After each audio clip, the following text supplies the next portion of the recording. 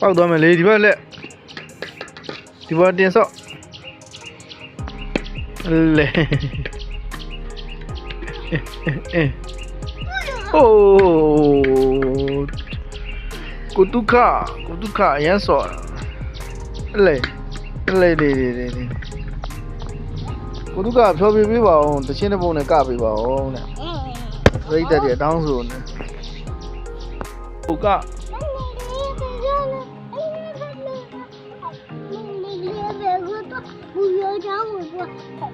ကျိုးเจ้าကဘာတွေတင်းဆိုင်စားပဲတဲ့